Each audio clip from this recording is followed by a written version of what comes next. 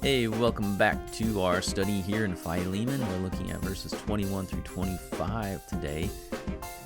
And this one's called Do Even More, because that's what Paul is expecting Onesimus to do. So we've been talking about Paul sending Onesimus back to Philemon and, encouraging him to take him back. Not commanding, but encouraging him to do so, exhorting him to do so. And so Paul, knowing Philemon and knowing the Lord more, trusted that he would take Onesimus back without repercussions. So confident in Philemon's conversion and love to Christ, Paul counted on the fact that Philemon would do even more than what he asked of him, that he would go above and beyond what he said, which, to put a name to it, is to set Onesimus free.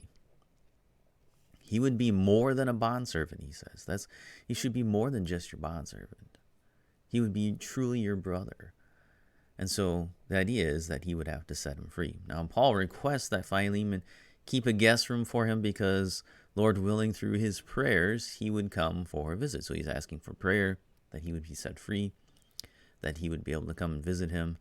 Then he gives the final greetings from his co-workers in the Lord, of course. Epaphras, again, the hometown evangelist there in Colossae, is in Rome praying and struggling in prayer for them. So there's the other greeting from him.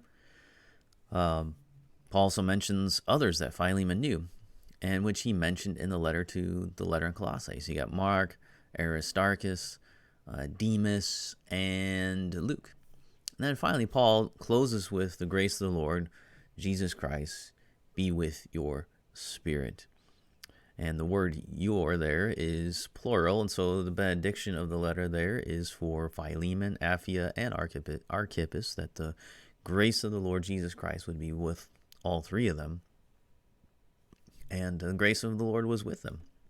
So Paul's not asking for anything that they didn't already have, but that they would come to the full knowledge and experience of that grace, that they would know that God's grace was with them, that they wouldn't forget that. And so those kind of those simple phrases that Paul sticks in there, it's like, man, you could pull a whole bunch of stuff, personal application out of that. The grace of the Lord Jesus Christ be with your spirit. I mean, you could probably preach a whole sermon just on that. That's a amazing thing to think about, that the grace of God is with you, the grace of the Lord Jesus Christ. And so all those words are very important. All of them have meaning to us.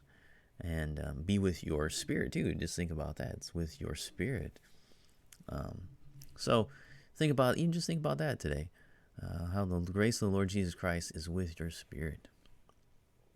So those are the parting words of Paul from Rome to Philemon. He said what he needed to say and was confident that Philemon would act correctly. And we'll see you next time. We'll just kind of conclude and have some thoughts about this letter. So come back for the conclusion.